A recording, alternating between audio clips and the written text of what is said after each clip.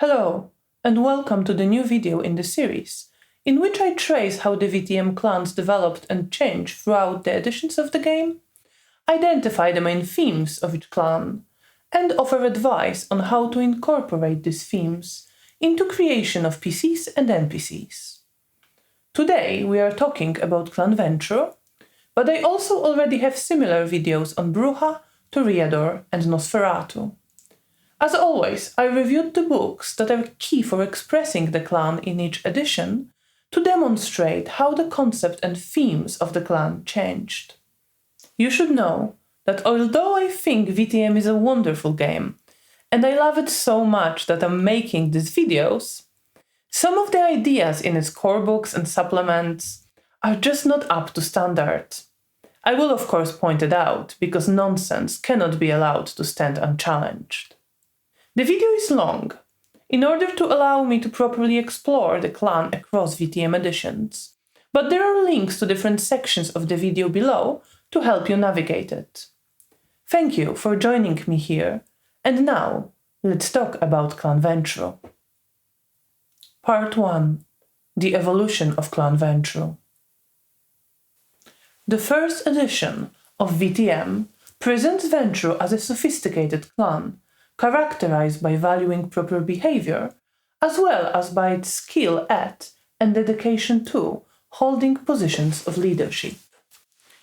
Ventrue commonly assume leadership in the Camarilla and insist that they were the founders of the sect. They are proud of their position and reputation and are fiercely dedicated to maintaining them, considering it their responsibility and a task that cannot be left to anyone else. Because we are reasonable and above such petty concerns as vengeance, we are the leaders among our kind. Our colleagues do little to support the Camarilla, so we must bear the burden alone. The Ventrue are a serious and responsible clan. They easily navigate and influence the elites of the mortal world, and often have a monopoly on the political control of the city. Other kindred tend to recognize their influence and turn to them for help when something goes wrong, although some still see them as nothing more than conniving politicians. Curiously, first edition states that although Ventrue are leaders in the Camarilla, they avoid the office of prince, considering it crude and decadent. It is a strange idea, and it isn't expanded upon any further. Ventrue place a great value on behaving and acting in a proper, dignified way. This is certainly mocked by other clans, such as Nosferatu, who describe them as, to them proper, something stuck up there. But the rules guiding Ventrue's behavior benefit the members of the clan.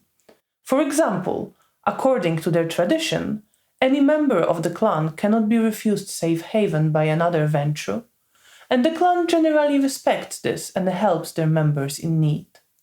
The Ventrue clan weakness in first edition is the same as it will remain throughout editions. They can only drink a particular type of blood, which thematically ties both to their sophisticated tastes and a certain sense of superiority. Finally, there are two visions for the clan that can be identified in the write-up, and unfortunately they don't work that well together. On the one hand, Ventrue are influential in the modern world, blend with its elites, and see themselves as a modern clan. But on the other, many Ventrue are traditionalists to a ridiculous extent, for example not being able to give up the manner of dress from the time when they were embraced. I personally am much more fond of the former because it makes for a stronger concept within the setting as a whole. I like Ventrue's insistence on proper behavior, but clinging to things as they once were in such inconsequential aspects as insisting on wearing ruffles or top hats sounds a bit too silly for my taste. It is of course tied into a certain vampire archetype, but it is ultimately more suited to a strange solitary vampire than to the clan in the position of leadership. The text of the second edition is pretty much identical to the first, but the strange line about Ventrue avoiding being princess is now gone, which is honestly for the best. In 1994, the first Clanbook Ventrue was published. Overall, I must say that it's not my favorite Clanbook. It is rather disjointed and composed of various ideas that ultimately just don't come together into a cohesive vision for the clan. The Clanbook continues to speak of a dichotomy in Clan Ventrue, which on one hand is bound by tradition, and on the other adapts to the mortal world and influences its institutions with ease. This still doesn't work, and when I was reading the Clanbook, it finally clicked for me why this seems so forced.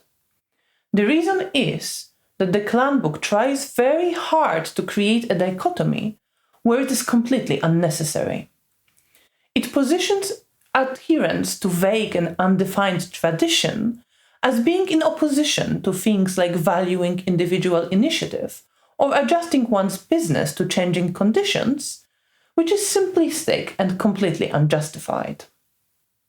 The Ventrue traditions mentioned in the Clanbook don't actually stand in opposition to valuing individual initiative or adapting to the mortal world.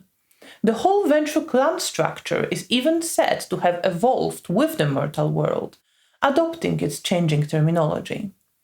The Clanbook tries to justify its dichotomy by saying that elders expect younger members of the clan to defer to them and therefore refuse to listen to any ideas presented by neonates, even if they would be beneficial. But that just reveals a profound lack of understanding of how such hierarchical relationships function. Ventrue at no point are said to consider neonates of their clan as unworthy. Quite the opposite, the Clanbook operates on the assumption that being of Clan Ventrue signifies that one is worthy and noble. Neonates are subordinates or vassals, but it is entirely possible to expect a subordinate to show deference and ultimately obey you, while still valuing their insights and initiative. There is no contradiction here, and attempting to shoehorn one in is just jarring. Ultimately, creating a caricature of your conservative asshole boss and calling it a Ventrue elder doesn't make for a particularly compelling setting. Clanbook also gives Clan Ventrue an overall purpose that they all strive towards since the time of their antediluvian. It is, and I am not joking here, to battle against hidden beings called the Secret Masters, who seem intent on ruling the world and bringing it to stagnation. Through opposing them, Ventrue are aligned with an opposing force called God, Gaia, or Cain, who makes sure that evolution and change in the world continue. This is weird and not in a good way. Honestly, it is so removed from what Ventrue are supposed to be in the modern day that I can't believe someone thought it was a good idea. The concept of secret masters doesn't help flesh out Clan Ventrue, and it certainly would detract from most chronicles, since the very name Secret Masters sounds like something out of a children's cartoon. So the Clanbook is messy, but some aspects of Clan Ventrue are well expressed and mostly consistent throughout it. It emphasizes strong ties uniting the clan and respect and obligations they feel towards one another. For example, in the opening story, the narrator explains to his child that if he was to choose the aid of the Ventrue he personally dislikes, or a Tremere who shares many of his feelings and goals, he would not hesitate to choose the Ventrue. He states, "It has everything to do with the fact that she is a Ventrue, and that is the only fact which matters." Regardless of their personal feelings, Ventrue make great sacrifices and take great risks to assist each other. They consider themselves as standing above other kindred and attach great importance to their lineage. We may call all vampires kindred, but only other Ventrue are of our kind. This importance attached to the ties of vitae is also seen in the fact that Ventrue consider their child's successes and failings, to reflect on them and to be their responsibility as long as they and their child exist, and not just until the child is released according to tradition of accounting.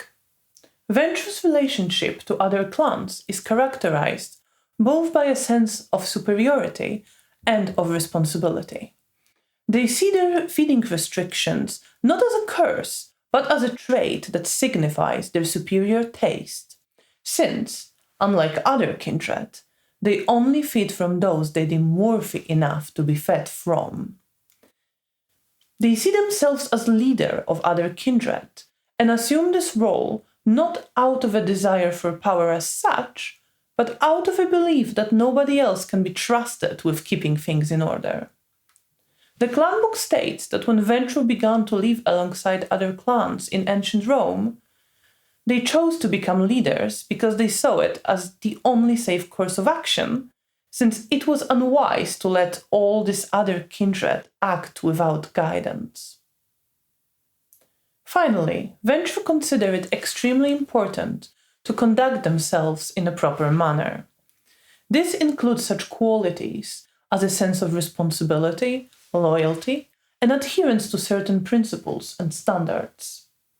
In the opening story, the Ventrue sire tells his child that he chose to embrace her because he was impressed by her integrity, character, and sense of loyalty, which caused her to protect her company's interest despite being mistreated by her boss.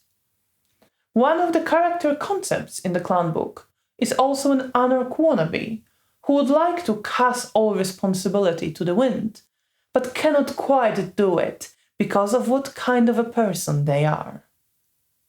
The Ventrue feel this sense of responsibility also towards their ghouls.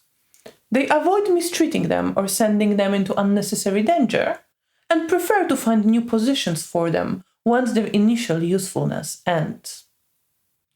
Vampire the Dark Ages presents a take on Clan Ventrue in the medieval period, which bears some similarities to how they were said to be in the modern knights. Ventrue places great importance on etiquette, respect towards older clan members, and ties of vitae that unite the clan. Elder Ventrue regularly guide younger members of their clan, whose success reflects positively on them. Ventrue readily offer assistance and generous gifts to other members of their clan as a way of demonstrating their superior power and strengthening the clan as a whole. They are the leaders among kindred and are acknowledged as such by many, although not without resentment. Less emphasis is placed here on Ventrue's sense of responsibility. Instead, they are described as a much bolder and more competitive clan who actively pursue power and success. They are conquerors and are chosen for the embrace for what they accomplished in life. There are no failures among the Ventrue, only successes and the fondly remembered dead. The Ventrue are swift, decisive, and effective in their actions. They pursue their ambitions with dedication and boldness, competing with each other to gain more status. While they tend to embrace nobles, successful military leaders, and occasional merchants, the book states that the mortal status doesn't count for much among the Ventrue. The things that count are the ones accomplished after death. The revised edition core book reiterates a lot of what was already said about the Ventrue, but overall presents a more cohesive vision for the clan, having removed most of the badly fitting ideas from earlier write-ups. It emphasizes that Ventrue are the leaders among the kindred. Most princes hail from Clan Ventrue. They are the rulers of the Camarilla, most of all clans dedicated to upholding the Masquerade. They take upon themselves responsibility for the fate of the kindred and seek to shape it. Ventrue see themselves as noble and act and dress appropriately for their station. They are an elegant and sophisticated clan. They cultivate a classical appearance that matches their serious and responsible attitude. Their meetings involve a lot of talking, as it is the only civilized way to resolve issues. They also attach great importance to their vita and heritage. Descendants of notable Ventrue attract esteem and envy for that very fact. And even Sabbat Ventrue retain that outlook on heritage, fiercely dedicating themselves to their cause to atone for what they see as their clan's failing. Ventrue are skilled at influencing mortal society and dedicate a lot of effort to cultivating their influence and resources. While other clans often criticize them as pompous or tyrannical, they still turn to the Ventrue when something goes wrong, because the Ventrue are usually the ones who can provide help. They wield an immense amount of power, but they don't seek power for its own sake. They consider it their responsibility, since other clans are too brash, frivolous, or short-sighted to be trusted with it. Ventrue approach leadership as a burden that only they can bear and that they accept, behaving and presenting themselves as the leaders should. The Ventrue proudly wear the privileges of leadership and stoically bear its burdens. The second Clanbook Ventrue was published a few years after Revised Edition. The core idea articulated throughout it is that the Ventrue are defined by acting and presenting themselves in a particular, proper way. Being truly Ventrue is a mode of thought, a way of seeing the world, and even an unlifestyle. In order to be truly one of the clan, one must act the part. Ventrue follow complex rules of etiquette. They dress and conduct themselves with dignity. They defer to their elders and offer assistance to other Ventrue. They are disciplined and avoid showing emotions. They can seem cold and boring, or, as the Clanbook puts it, be a stodgy voice of pragmatism that prevents other kindred from enjoying themselves. The Clanbook gives a list of rules that Ventrue follow, which is definitely a good inspiration, but it is also very right in emphasizing that these aren't formal rules. The Ventrue aren't following a rulebook, they are learning a certain way of being. The Clanbook introduces the concept of dignitas, which is a measure of Ventrue's standing as well as their worth as a person, reflecting their accomplishments and behavior. Those with a lot of dignitas are given respect, while those who lose it might find themselves shunned by their clan. It is not a strictly measurable quality, but it is nevertheless perceivable. The Clanbook compares it to reputation or fame. The concept of dignitas again underlines how important proper behavior is to the Ventrue, as while dignitas is certainly gained through achieving success, this success needs to be achieved in the right way to really mean anything. A Ventrue who disregards clan's etiquette will be looked down upon and isolated, no matter their accomplishments. The proper way of being is so important to the Ventrue because it is a way of expressing their place in the world. The Ventrue see themselves as, and in fact they are, the patrician class of kindred society, the nobles of good birth, breeding and behavior, who must act with honor and be treated with dignity. The Ventrue wield the most power out of all the clans. They are the leaders and a vital part of the Camarilla. The Clanbook states that while the sect could probably survive the loss of any other clan, it could not survive the loss of the Ventrue. They are the ones holding it together, leading other kindred out of a sense of both superiority and responsibility. Ventrue see themselves as shepherds or stewards of their fellow kindred, and feel obliged to work on their behalf. They are, after all, naturally suited to leadership. Accruing more power and influence by the Ventrue is not self-serving. It is a noble act, as their strength benefits other clans as well. The Clanbook states that Ventrue believe that their right to rule is a divine one, coming from Cain himself. It is tied to an attempt to present Ventrue as a clan deeply interested in history. For example, they are said to finance archaeological expeditions related to their history and to embrace academics. But to be honest, this seems almost like an afterthought and isn't well explored. Ventrue are skilled at influencing the mortal world, having both ability and resources to do so. The methods that Ventrue use are explored in a lot of detail. The Clanbook explains that Ventrue prefer to keep a low profile. They don't directly run companies or approach high-profile political figures. They navigate intricacies of the mortal world with subtlety, not seeking to control its institutions, but to push them in desired direction when necessary. They often focus their efforts on lower-level employees, who can recommend approval of certain decisions or lose some documents. They use a mix of cultivating personal relationships, granting favors and blackmail to achieve their goals. Clanbook's attitude to the use of disciplines is rather confused. It states that the Ventrue don't immediately reach for them, as their excessive use can lead to more trouble than it's worth.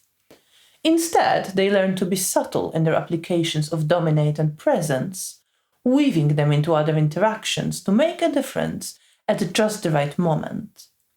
This makes a lot of sense, but at a different place the text says that Ventrue consider any use of disciplines vulgar, which is at odds with other explanations of how Ventrue apply their gifts. It also just doesn't make sense that Ventrue, who pride themselves on their vitae and lineage, would look down on the gifts that come with it. Another strange idea is that Ventrue disdain mortals, see Kindred as superior to them, and are generally cruel and self-serving. The Clanbook tries to tie the contempt for mortals to the Ventrue's strategic outlook on the world, saying that they respect mortal institutions rather than individuals.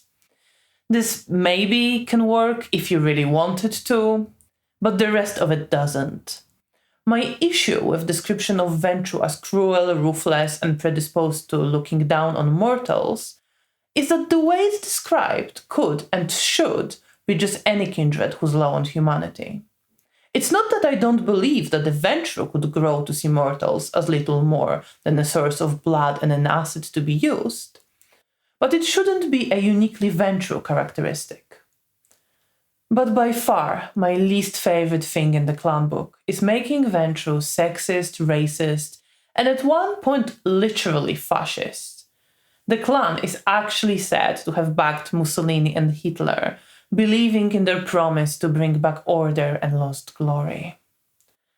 This adds nothing of value, and overall impression I get is that it's a rather unimaginative attempt to make Ventrue the kind of conservative, authoritarian rulers we get in the real world, instead of exploring their role in the kindred society. One of the great things about VTM is that it is a game about living in an oppressive society that doesn't simply copy one-to-one the specific oppression existing in the real world. It is a metaphor that doesn't force marginalized people to relive in a game what they're facing in their everyday lives.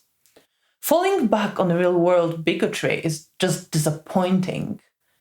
It's not that I think no kindred would retain bigoted views from their mortal life. Such things can be explored in a game if everyone is willing. But specifically making it an aspect of Ventrue speaks of an inability to imagine oppression working along different lines than in our society, and it is detrimental to the VTM setting as a whole. Dark Ages Vampire presents a very different take on Ventrue. They are still described as destined for leadership, but their primary characteristic here is that they are warriors. Ventrue were presented as conquerors already in the previous Dark Ages book, but here it goes much further. Ventrue are described as the most martial of the clans.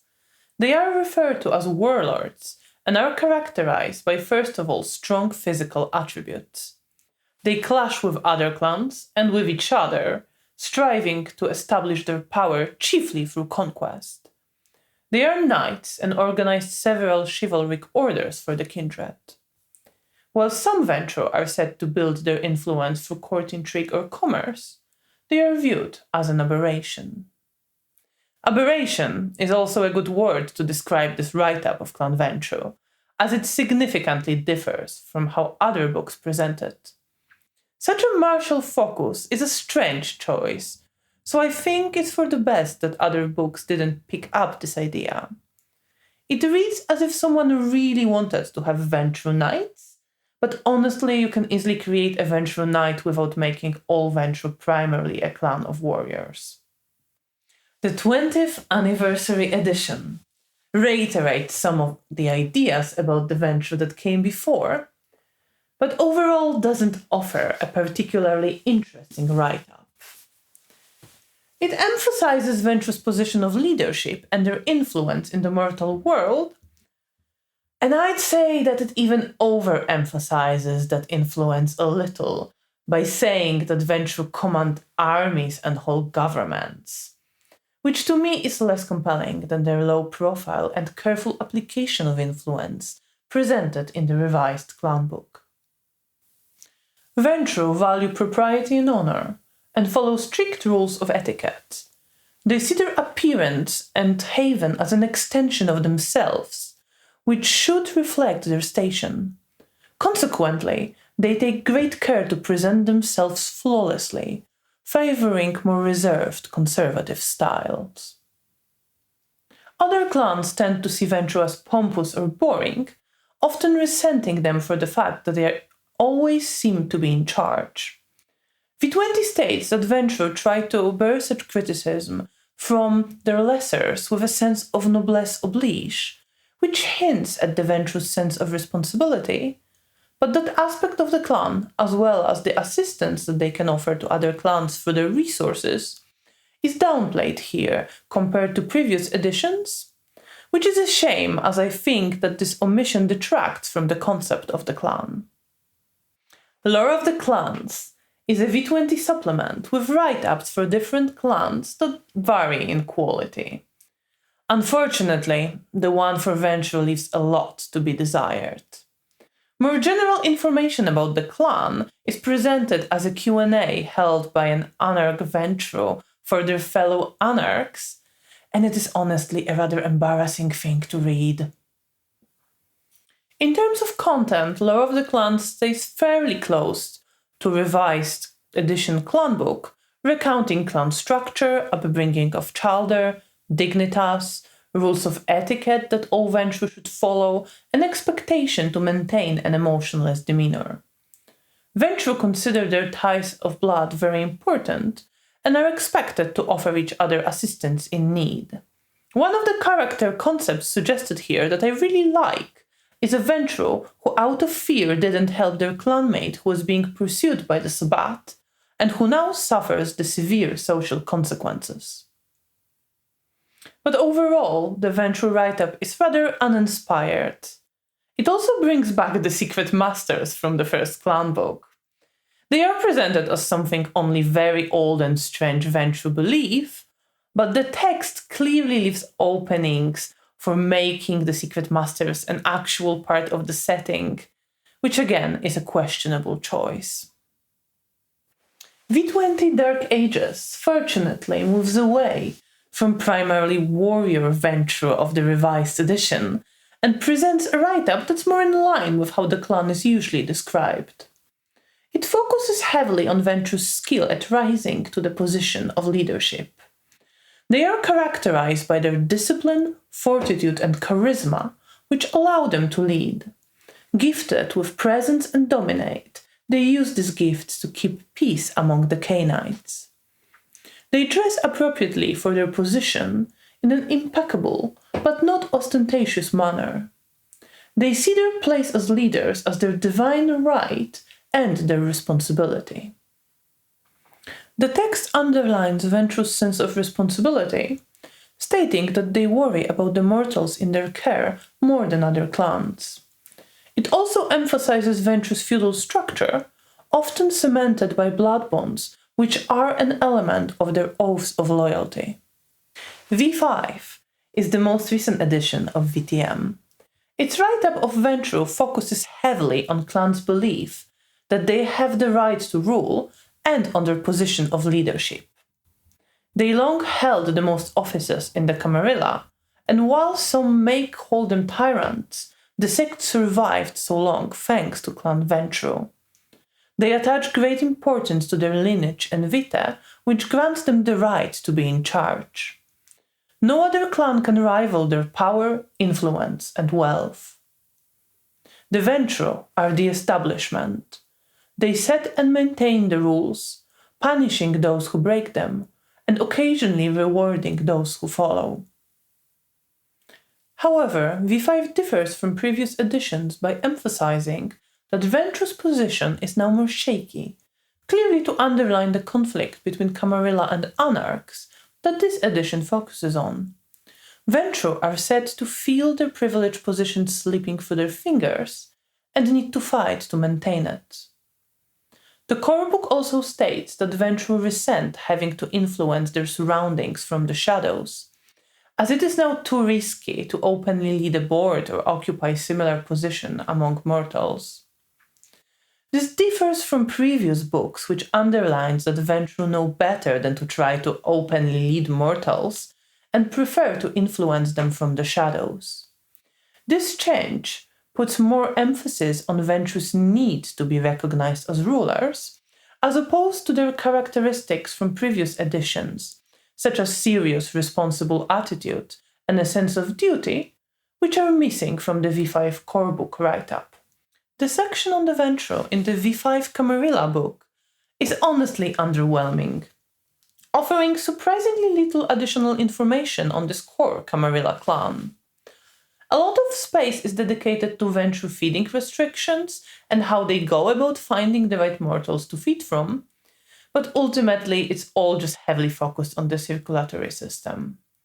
There are brief mentions of Ventrue feeling that being in power is their duty, but it isn't really explored nor updated for the V5 context. The book also talks about Ventrue clothing and appearance, making them more ostentatious than they were previously. While the clan was always said to dress immaculately, they used to be described as formal and somewhat boring. The Camarilla book, however, describes them as dressing in an eye-catching manner, like the husbands and wives of popular politicians who want to stand out from the crowd. V5 Anarch book is similarly uninspiring.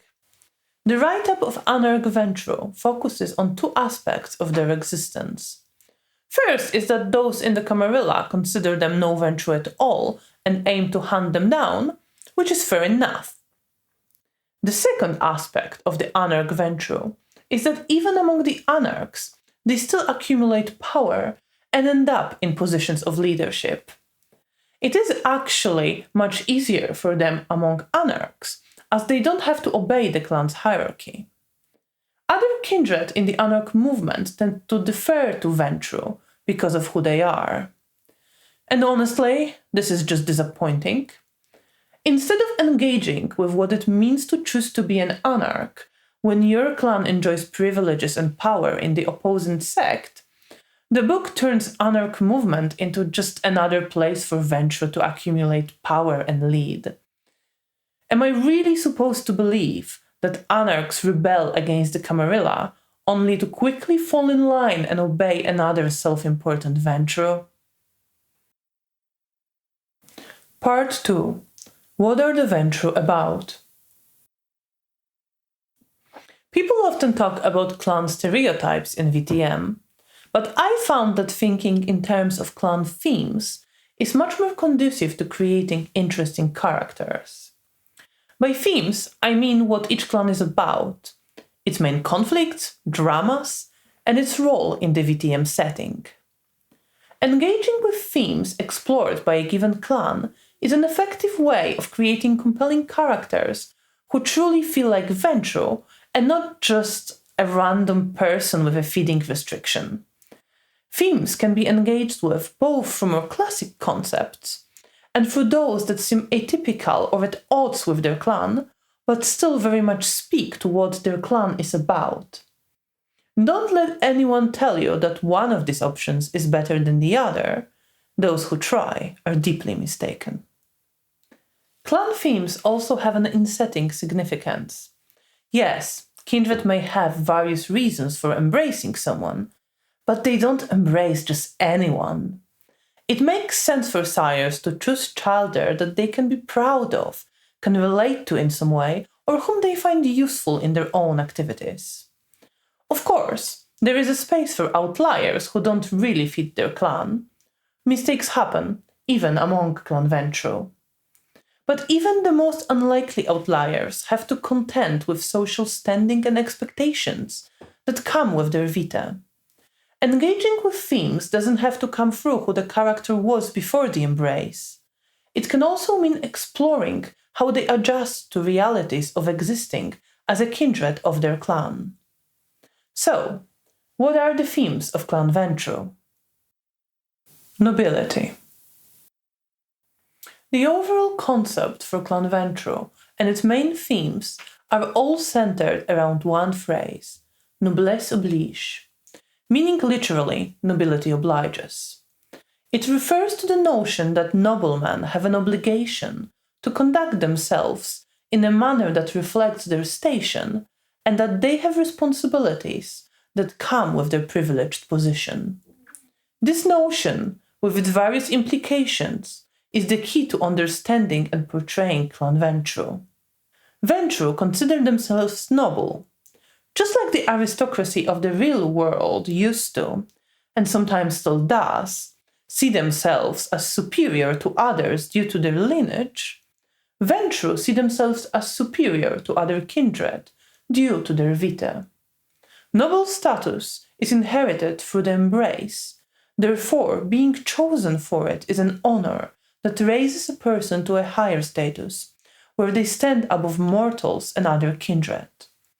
Not everyone is worthy of such an honor, but those who receive it should be treated in a manner that respects their noble status.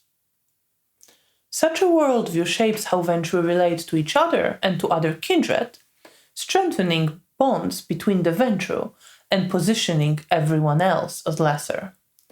Even if Ventrue dislike each other, they still grant each other the respect that is due to someone of their noble lineage. A fellow Ventrue is always a better ally, associate, or subordinate than a kindred from another clan who comes from a lesser lineage and can never truly be trusted to appropriately comport themselves. That doesn't, of course, mean that Ventrue don't form such relationships with other kindred. They definitely do, but when dealing with other clans, they always expect less, much like a nobleman might look down on someone from a lower social class. The arrogance of Clan Ventrue mirrors the arrogance of real-world nobility.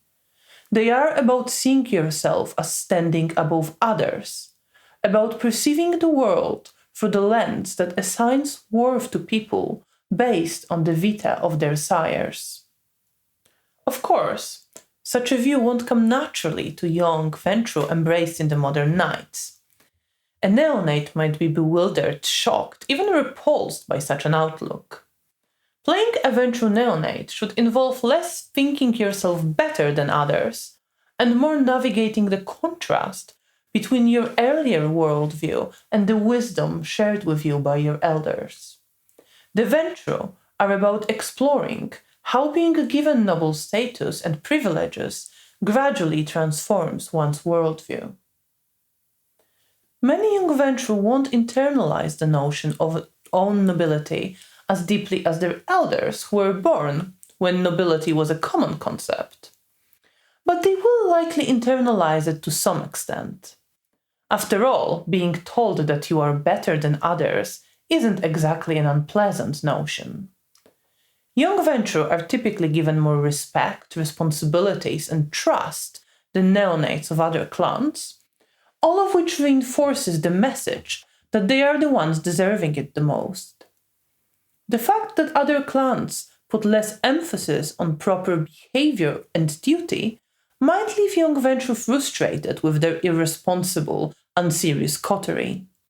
And frustration, in turn, can feed into a notion that maybe others really are less worthy of leadership.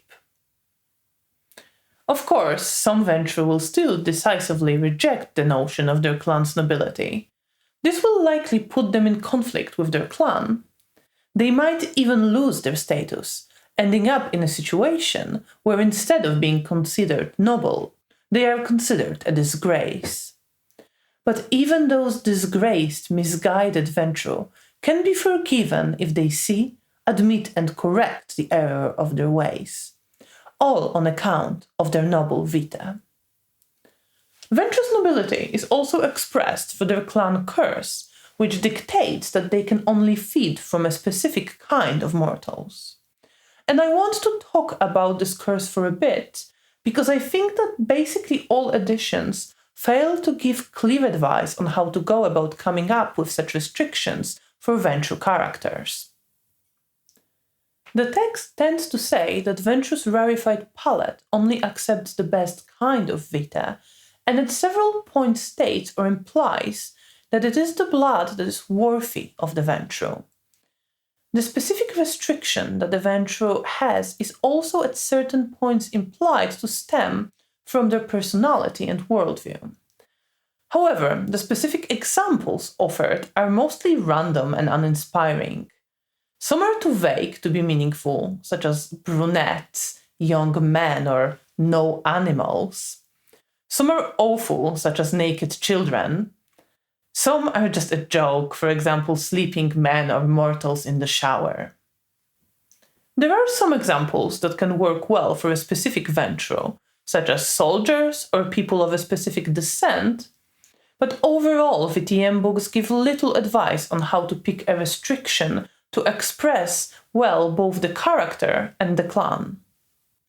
My personal take on this is that Ventrue should only be able to feed from mortals that they consider worthy.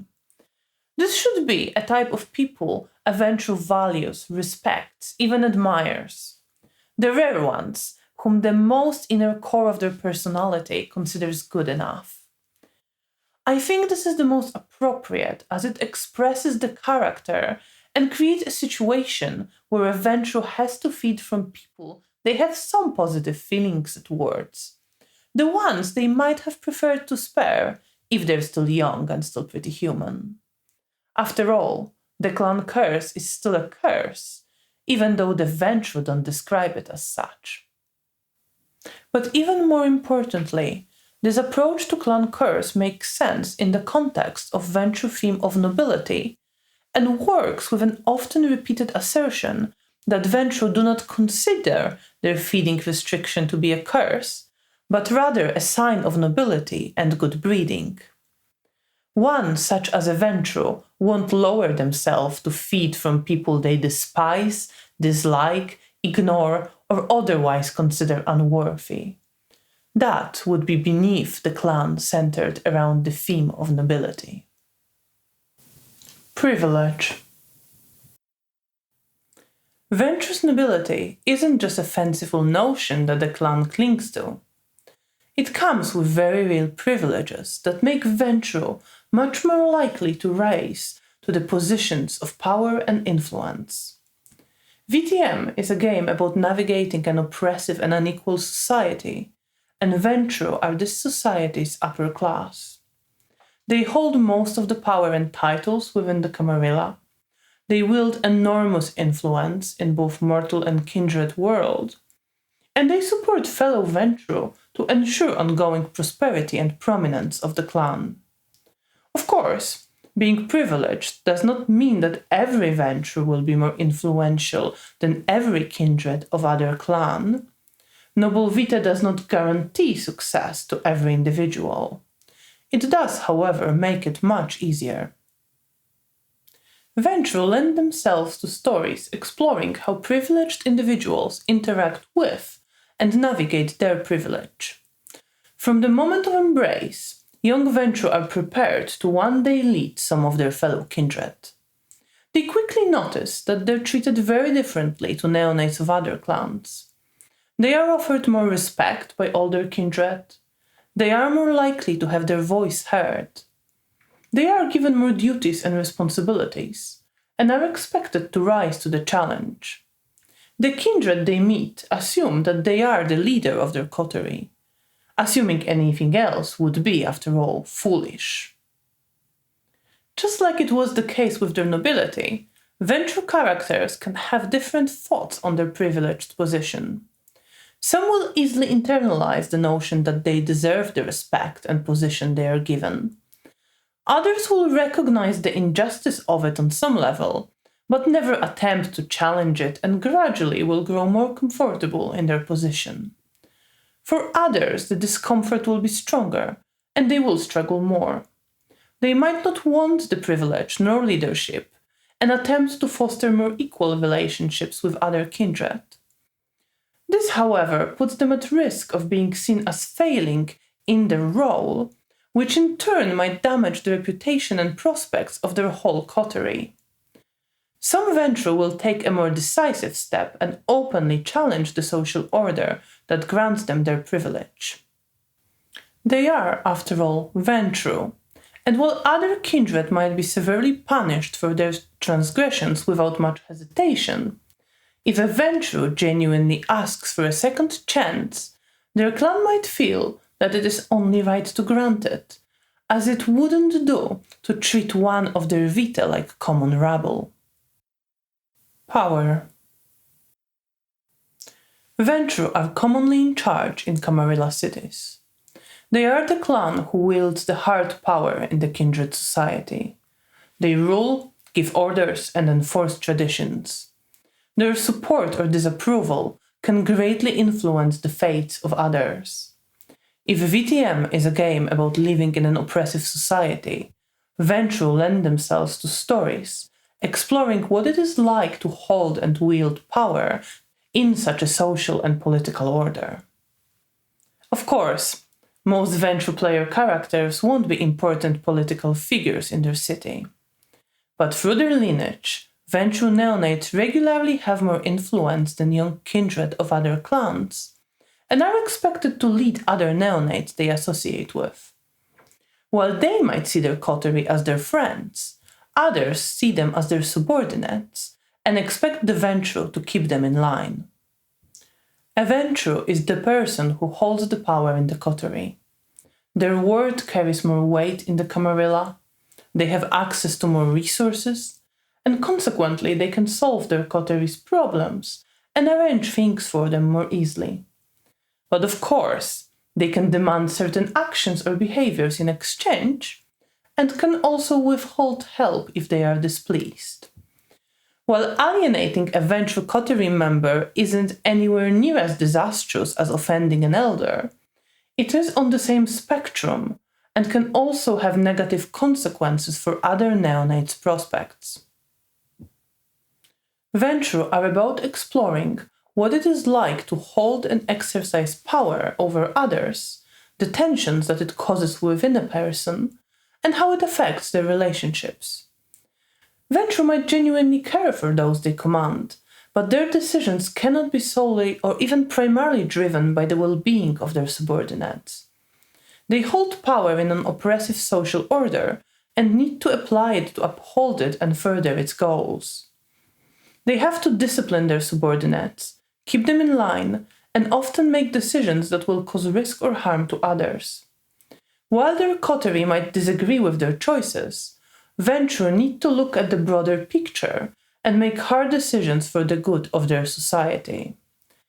And much like in real life, hard decision for the good of society usually means making things more difficult for or outright sacrificing those who are already disadvantaged in the existing social order. Think about how your Ventrue character feels about exercising their power. How do they rationalize the decisions that they make? Does it get easier with time, or do they feel disgusted with themselves? How do they deal with the fact that others, including their friends, might resent them for their choices? Do they disobey and suffer the consequences, or do they grit their teeth and do their duty to satisfy their superiors?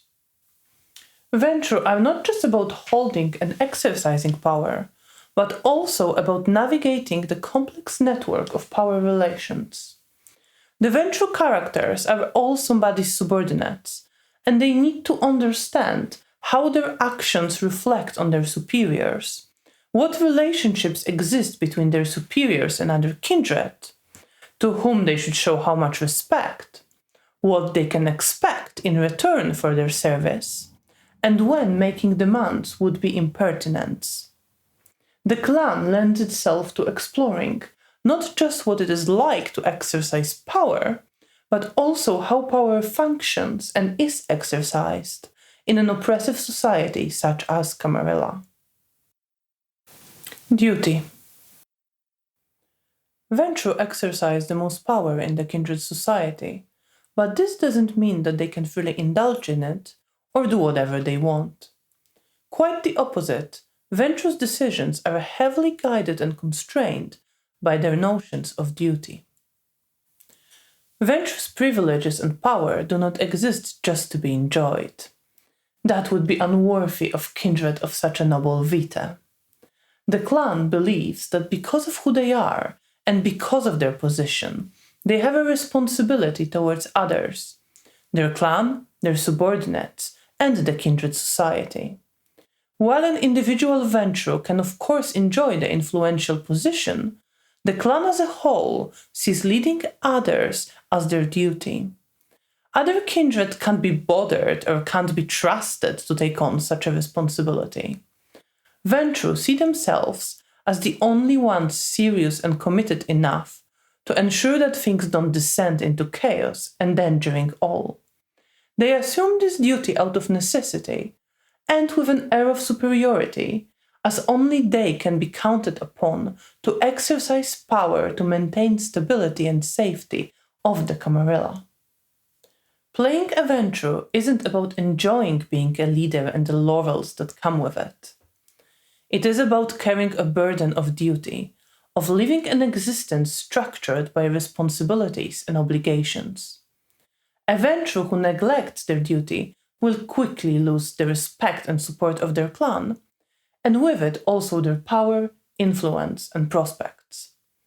While the neonates of the clan enjoy more privileges and influence than other young kindred, they also have more obligations.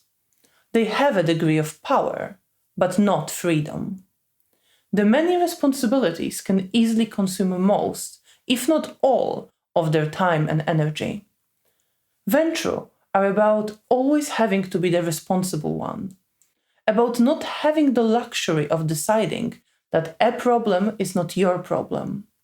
They are about putting duty above personal comfort and desires, and about the impact that such an existence has on a person. They are also about doing your duty to an unjust and oppressive society, about carrying out and giving orders you might find distasteful or abhorrent, but which need to be performed to maintain the safety and stability of the kindred society.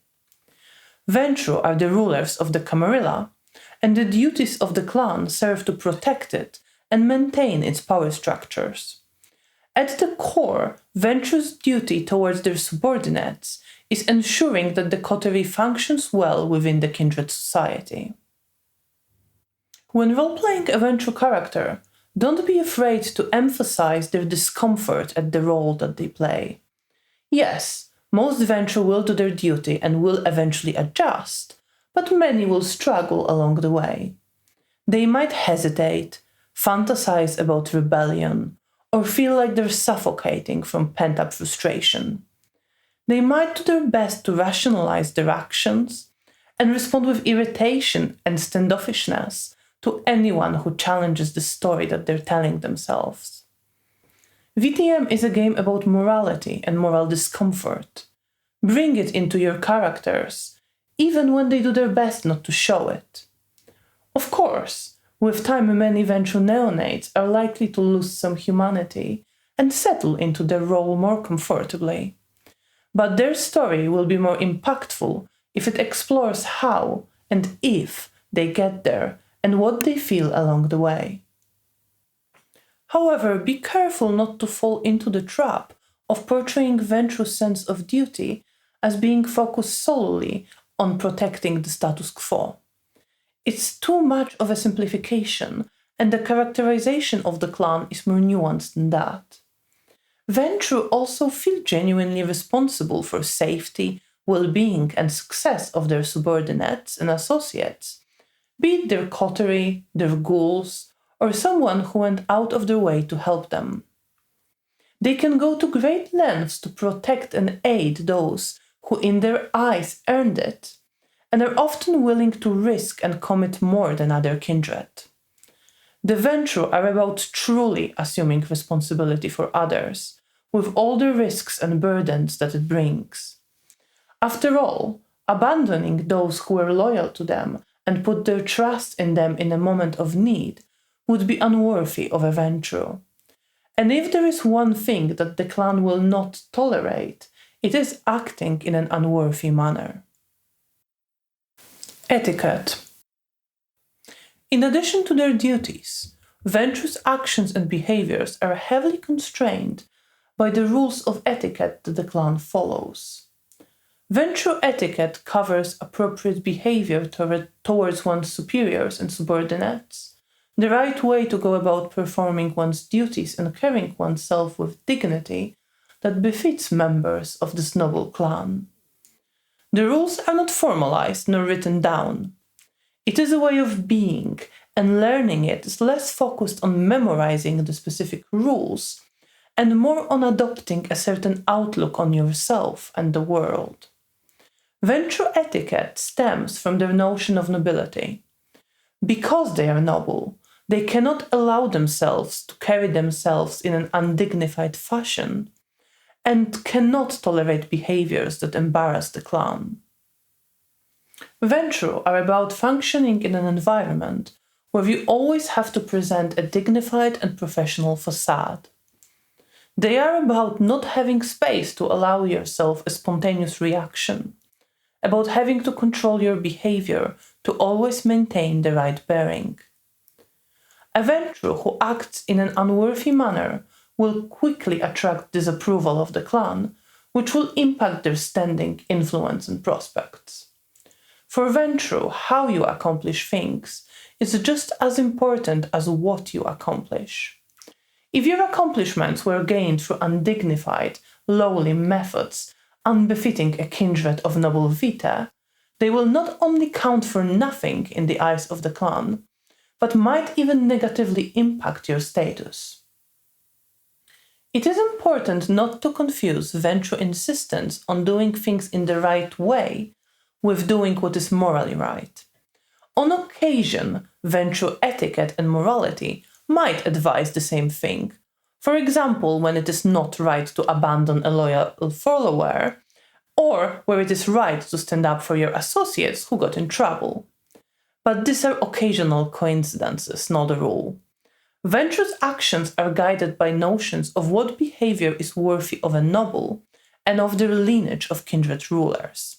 For example, it might be right to severely punish someone for a relatively minor transgression, to not lift a finger to help someone who offended you, or even to commit atrocities to increase your influence in the kindred society and thus be able to better provide for your subordinates and better serve the clan. Ventrue are about attaching great importance to own behavior and behavior of others, about perceiving the world through the lens of what is the appropriate way to act. There isn't much leeway for straying from the unwritten code of conduct, as a Ventrue who behaves in an unbefitting manner reflects badly on their sire, their associates, and the whole clan. Acting like a Ventrue is one of the most important things that the neonates of the clan need to learn, no matter how difficult it might be. Weight of expectations. Ventrue characters have to fulfill many expectations placed on them by their sires, elders, and their clan. They must carry themselves in a befitting manner and weigh all their decisions against how they will reflect on them, their superiors, and their clan. They must perform their duties and perform them well. They must navigate a complex web of power relations, considering how all their choices reflect on and affect their clan, their superiors, and their subordinates. They must make decisions that they morally disagree with, and must put their duty above their wants, feelings, and conscience. They must ensure that their coterie follows Camarilla's rules, and that all their associates behave appropriately. And if one of them missteps, it is the Ventrue who needs to rectify whatever problem they caused. They cannot ignore things and wait for orders, but must take initiative to act for the good of their superiors, subordinates, and kindred society.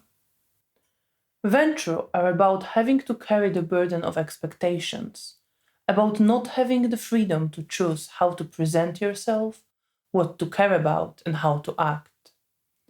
Ventrue power doesn't come with freedom. Quite the opposite. To maintain their power, they have to adopt a specific way of being. What they want doesn't really matter, and the Ventrue has to learn to keep it to themselves and do what the clan considers a responsible thing regardless. This includes everyday things, such as having little to none time for yourself because of your duties, horrifying things, such as having to destroy or end the lives of people who got too caught up in kindred affairs, and very invasive things, such as not being able to be in a relationship with someone you love if they are not of an appropriate standing in the society. Think about how your character deals with the weight of all these expectations. Are they adapting well, or are they increasingly struggling? Do they resent having so many duties and sometimes envy other clans? Are they proud that there's someone who is trusted with all this responsibility? Do they have a way to decompress? How do they feel and how do they act when they inevitably misstep? While many Ventrue adapt well to their role, they're not infallible. They will sometimes lose their composure, fail at their task, or make a mistake. This is of course expected, and there is also the right way to respond to each misstep, which always involves assuming responsibility in some way. Think about how deeply your character already internalized their sense of duty. Are they prepared to admit mistakes, apologize, and take initiative like a Ventrue should? Or are they tempted to hide some of their missteps, very humanely hoping that it will all turn out to be all right? Clan Ventrue expects impeccable conduct and demeanor, but a character who never fails to maintain it and feels all right with all the expectations placed on them won't be very interesting to play, nor believable. Don't be afraid to make your Ventrue exhausted, frustrated, guilt-ridden, anxious, or resentful. Even if they succeed at not showing it much, they are people and can have many complex feelings. They can at the same time enjoy being given responsibility and sometimes wish they could just abandon it. They can fear failure, wish they had more freedom, feel lonely, and experience all sorts of inner turmoil, even as their facade remains mostly emotionless. Loneliness at the top. Ventrue occupy a privileged position in the kindred society, standing above members of other clans who, in the eyes of the clan, can never be truly equal to them.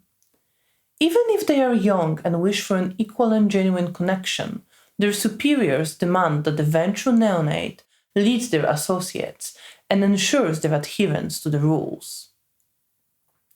As such, Ventrue are alienated from other kindred by their position. They cannot be just another member of the coterie. they have to be the responsible leader and the representative of the Camarilla among their associates and friends.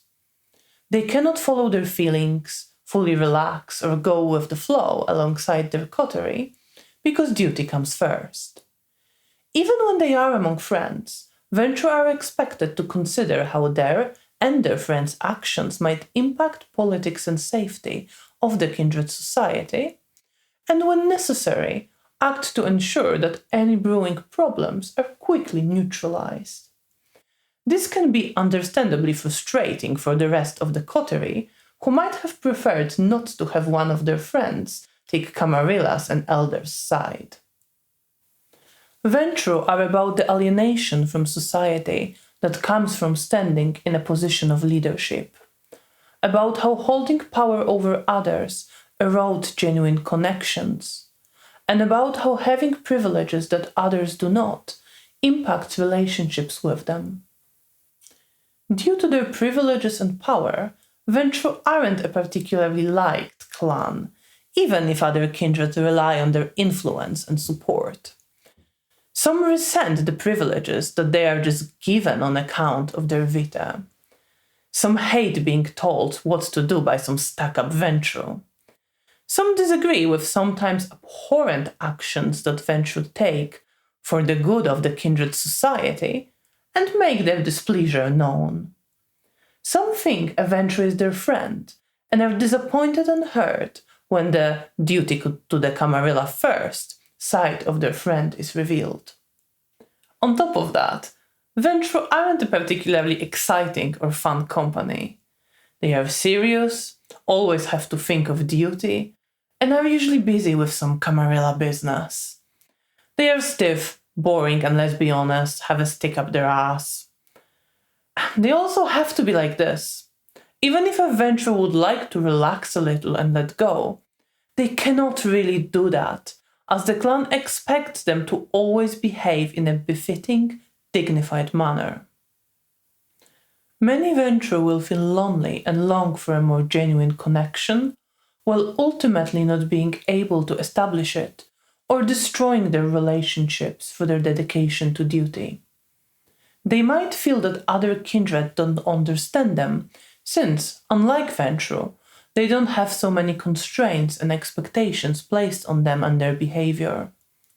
They might grow frustrated with their unruly associates, who don't treat things seriously enough and make their lives more difficult with their shenanigans.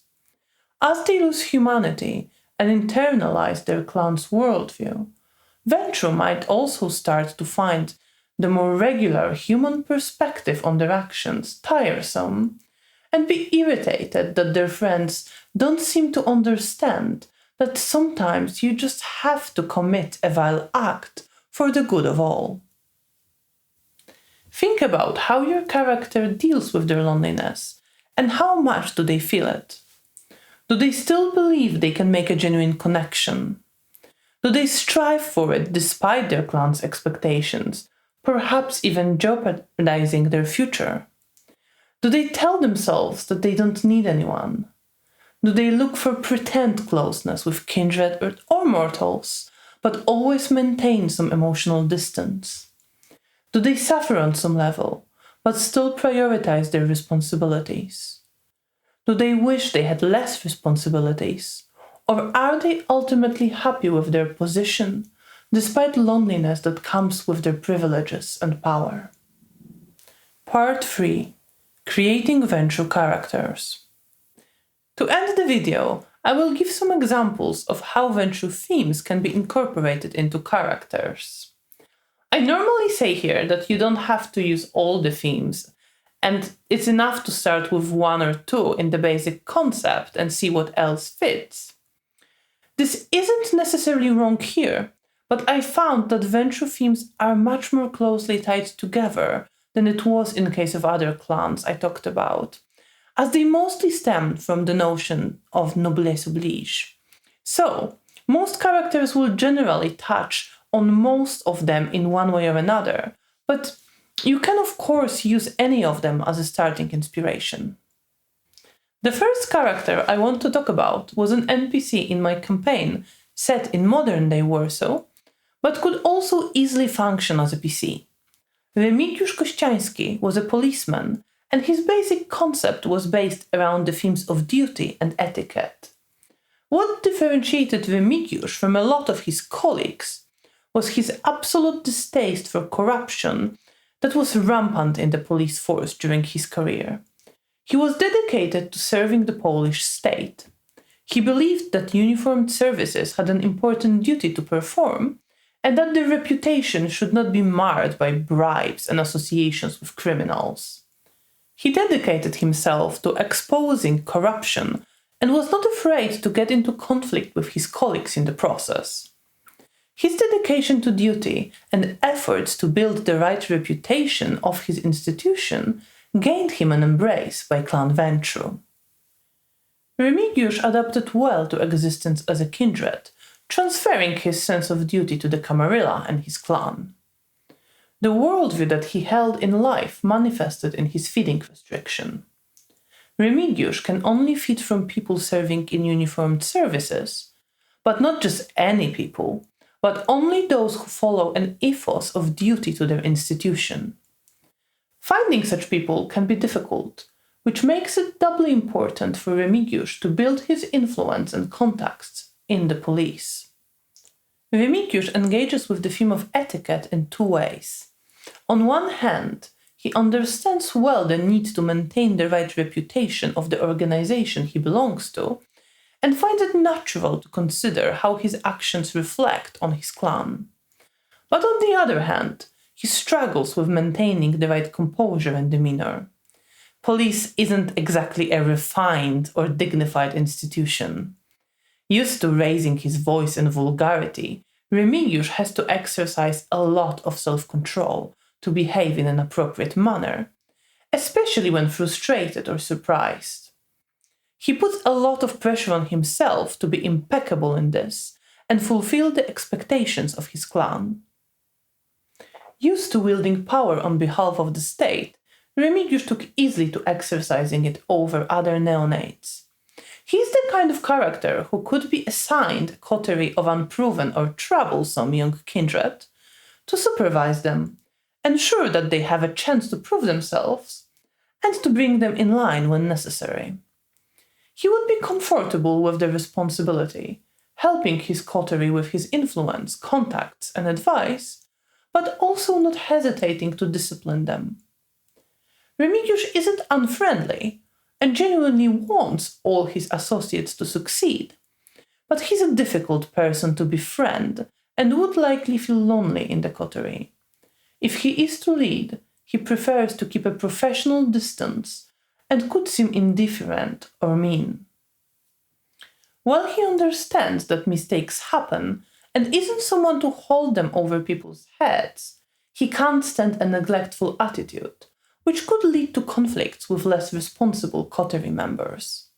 With time, of course, he could develop closer relationship with his coterie, which could further add to the pressure he feels, as he would feel even more personally responsible for resolving his friends' troubles, and could find himself in situations where his strong sense of duty would clash with his friendships.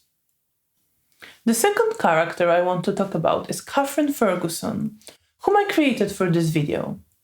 I wanted to come up with a Ventrue who, in contrast to Remigiusz, did not find it easy to exercise power.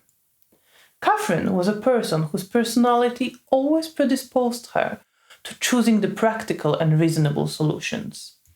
Already in life, she started putting what she believed to be her duty over her personal desires. Needing to support her sick mother, she suppressed her dreams and ambitions and focused on her responsibilities.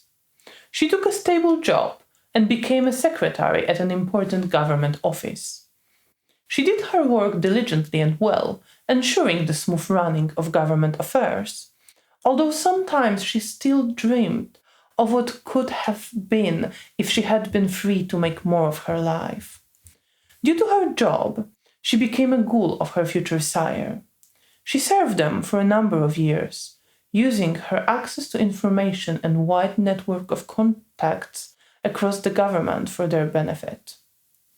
Her sire appreciated her skills and dedication in performing her work, which in the end earned her an embrace. As a Ventrue, Kathryn continued to perform her duties, suppressing any personal wishes or reservations. However, her longing for a different life manifested in her feeding restriction. She found herself only able to feed from people who, in contrast to her, followed their passions and dreams and dedicated themselves to pursuing them. I chose such a restriction because it expressed an important part of Kathryn's personality and introduces a tension into the character, reminding Kathryn of a life she didn't have and making it more difficult to get on with suppressing herself to follow her duties. Kathryn also found it difficult to get used to exercising power over other neonates and leading her coterie. She was intelligent, capable, charming, and efficient, but she wasn't used to being a leader. She felt awkward hearing of her noble lineage, didn't think it was fair that she had privileges that her coterie didn't have access to, and didn't like the idea of giving them orders and keeping them in line. She suppressed her desires and conscience to fulfill her duties to her superiors, but hesitated when it came to making her coterie do the same. She tried to treat them as equals, even though she felt hurt and not understood when they judged her for doing what she needed to fulfill her duties and through this have the influence to help and protect her coterie. If I was to play Kathryn in a chronicle, her story could play out in different ways.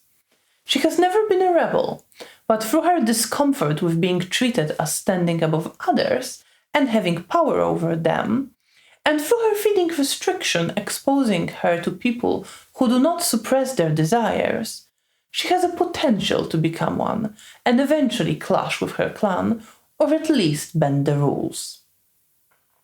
But she could also grow increasingly frustrated with her coterie, constantly telling her off, causing problems, and not understanding that she is sacrificing her desires and conscience to be able to help and protect them. She could begin to develop a sense of superiority that would bring her closer to her clan's worldview.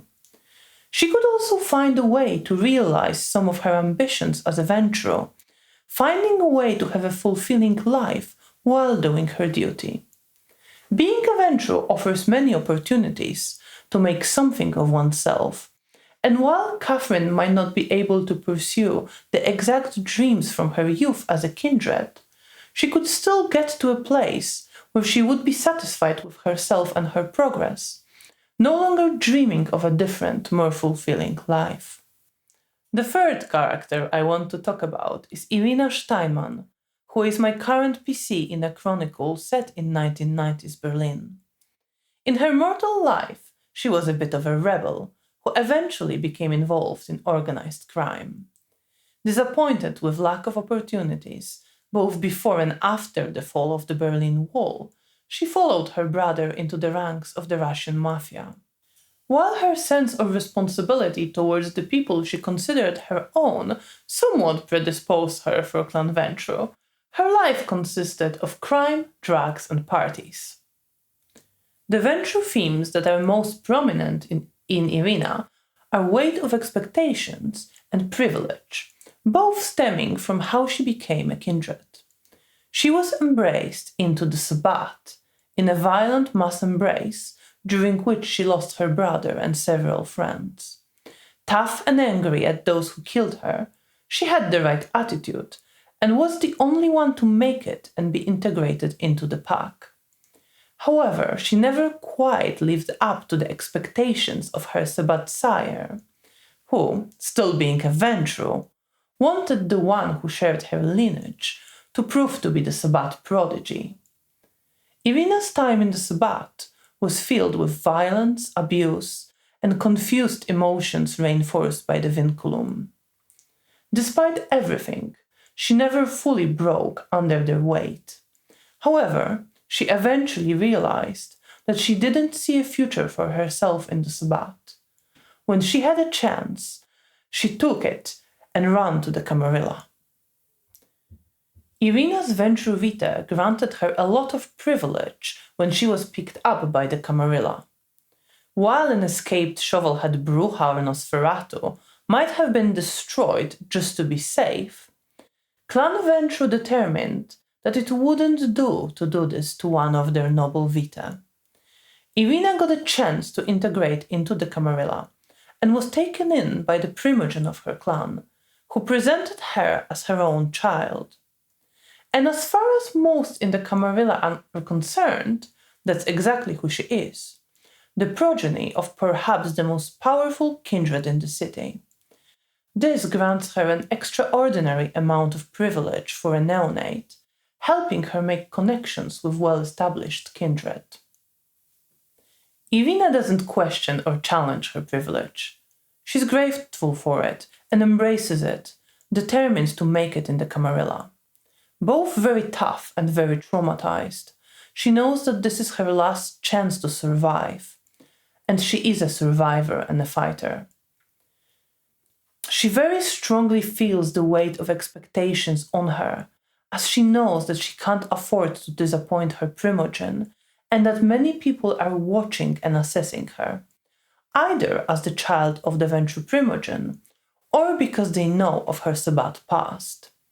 She is determined to rise to the challenge and prevail, no matter the pain and discomfort that fulfilling her superior's expectations might cause her.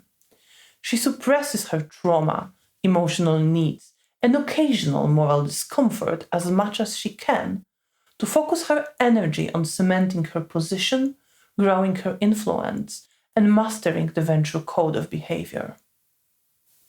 At the same time, the vinculum that connects her to her former pack still pulls at her, and on some level, Irina hopes not only to fulfill expectations of her clan in the Camarilla, but also to gain the approval and respect of her Sabbat sire, by proving herself to be truly strong and worthy. I chose Irina's feeding restriction to reflect her history and personality. She can only feed from people who have been or are going through extreme difficulties or trauma, but didn't break and keep on fighting. To find them, she has a ghoul who is a therapist, and she attends various support groups to choose suitable victims. Feeding from people whom she respects is yet another discomfort which she suppresses to get on with meeting the expectations she needs to meet and working to increase and cement her privilege and power. I like to give one example of a Sabbat character in these videos, so the next character I want to talk about is Feliks, a young Ventrue anti-tribu from my modern-day Warsaw Chronicle. Feliks is also mostly tied to the theme of weight of expectations, being a character who broke under it. He was embraced into the Camarilla as a young man skillfully climbing up a corporate ladder. He was ambitious, charismatic, and dedicated to his career, which caught the attention of his sire, a still relatively young kindred who was looking for a child to work with her to expand clan's influence in emerging industries. However, in the end, Feliks didn't turn out to be the right pick for the clan. He was keen to enjoy the privilege and power that came with his lineage, and dedicated himself to his duties. But he ultimately couldn't take the lack of freedom, multiple constraints placed on his behavior by the Ventrue rules of etiquette, and loneliness. He struggled with not having enough time and space to truly unwind, and missed relaxing and blowing off steam with his friends. He did his best to adjust, driving himself towards a complete breakdown, which nearly made him walk into the sun. Broken under the pressure put on him by his clan, he was easily converted to Sabbat, which offered him release and space to let go. Feliks didn't have what it took to adjust to Clan Ventrue, but he wasn't weak or undecisive. Once he saw his new opportunity, he jumped on it, putting in motion plans that culminated in a diablerie of his sire and cemented his place in his pack. Now in Sabbat, Feliks is still very much reacting to the pressure that nearly broke him, and for some time took away his will to live. He now swung hard the other way, flaunting his disdain for his clan's sense of duty and etiquette. He makes his behavior into mockery of Ventrue's code of conduct, and jumps at any opportunity to rub this into the face of anyone in the Camarilla. He wants to embarrass his clan with his behavior and his existence. He now feels free from constraints that were put on him, but his clan still guides his behavior. Obsessed with his rebellion, he thinks about Camarilla Ventrue and their etiquette a lot, striving to spit in the face of any expectations they might have ever had for him. His behavior is desperate and erratic, and deep down he isn't really free from his clan. On top of that, no matter how much he wants to reject everything his Camarilla clanmates stand for, he still has the tendency towards responsibility and hard work that always characterized him. He often is the one to give more structure to wild plans of other young members of his pack, and to pull them to safety when necessary. His feeding restriction, which only allows him to drink from people who pursue and achieve their goals with dedication and hard work, also reminds him of who he was and deep down still is. He reacts with revulsion when faced with his nature, which only fuels his obsession with rejecting and mocking everything that resembles Camarilla Ventrue.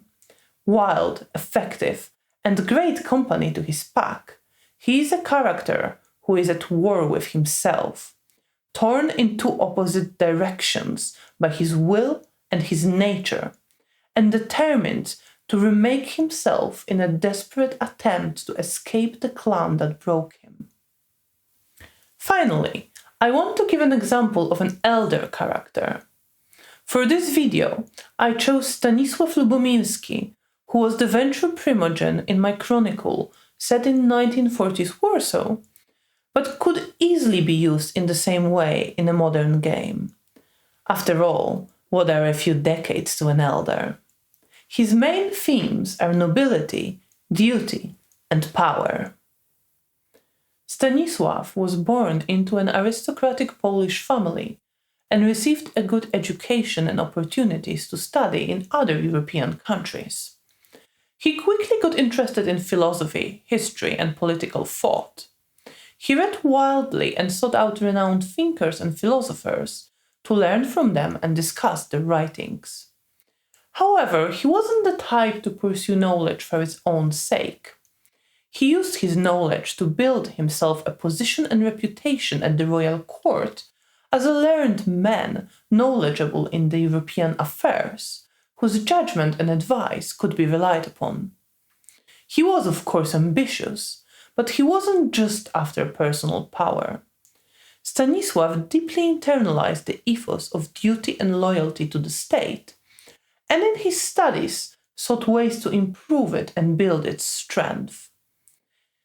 He came to be highly regarded for his integrity, measured judgment, and insight. His intelligence, serious approach to politics, and integrity attracted the attention of his sire, who chose him for his child to support him in the political affairs of still relatively new Camarilla.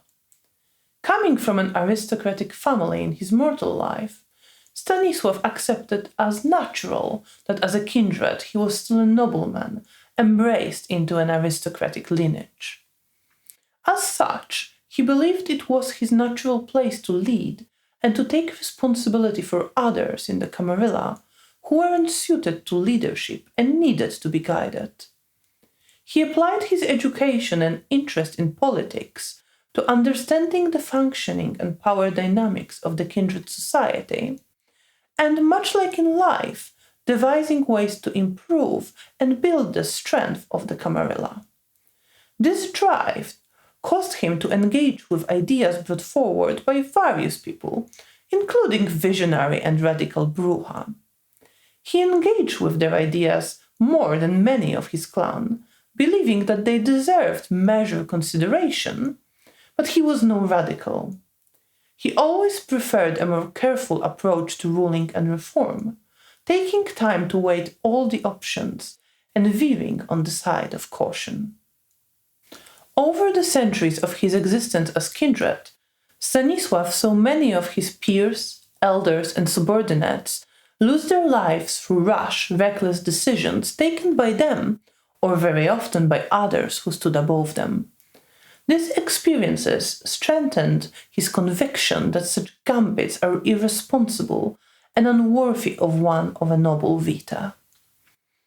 As he grew in power and influence, he increasingly saw it as his responsibility to guide the Camarilla in a measured manner, prioritizing safety and survival through proven methods. This is not to say that he would never make a more risky move, but risk is never his default, and he only resorts to it when he believes it to be absolutely necessary. To illustrate this, in my chronicle, Stanisław served as a primogenitor to a younger and bolder prince who was not afraid of very risky moves and ruthless sacrifices to secure her hold on a Sabbat-besieged city. Stanisław disagreed with her stance and encouraged a more balanced approach. His advice wasn't often listened to, and he came to believe that due to Prince's recklessness, the city could not survive, and many kindred would unnecessarily lose their lives. So, believing it his duty as a nobleman and an elder of Clan Ventrue to ensure safety and stability of the Camarilla, he decided to take a risk of his own and undermine the power of the prince, temporarily further destabilizing the city to eventually challenge her praxis. Not because he desired the position of prince as such, but because he believed it was his duty to assume it when cavalier leadership endangered the Camarilla in the city. Despite his preference for a measured and careful approach, Stanisław never was and still isn't someone who would cling to the old ways after they stopped working.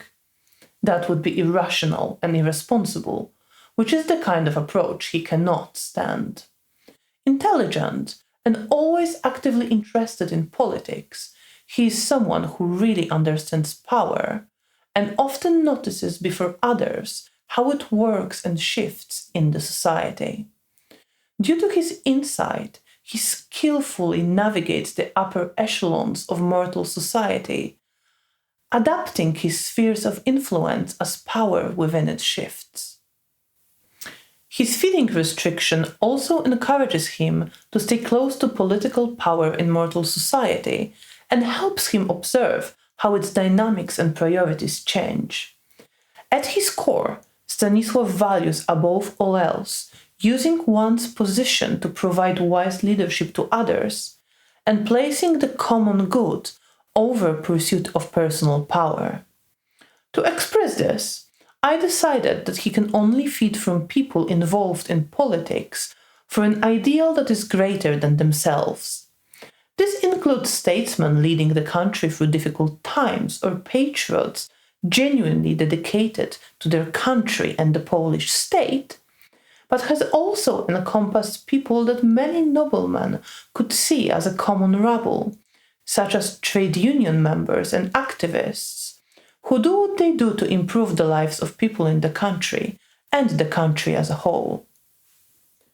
Firmly believing that it is his duty as an elder of Clan Ventrue to offer guidance to others, Stanisław fancies himself a mentor to younger generations of promising kindred, and can be a good mentor to those who want to thrive within Camarilla's structure and accept its traditions and customs.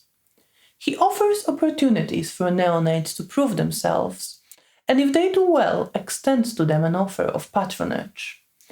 This, of course, increases his power base and influence in the city, but also grants young kindred access to advice and support of a powerful elder. Stanisław believes that it befits one of his clan to lend a helping hand to committed neonates. He is quite personable and willing to shine a light on various matters of Camarilla politics and Kindred existence, as long as this young Kindred do not forget their place and do not abuse his generosity and trust. And that is the end of this video. It took way longer to make than I expected, due to life and its duties getting in the way. But I hope you enjoyed it and that it gave you some inspiration for Ventrue characters in your chronicles. I will be back with another video, probably in a few months, and hopefully this one will go more quickly. Thank you.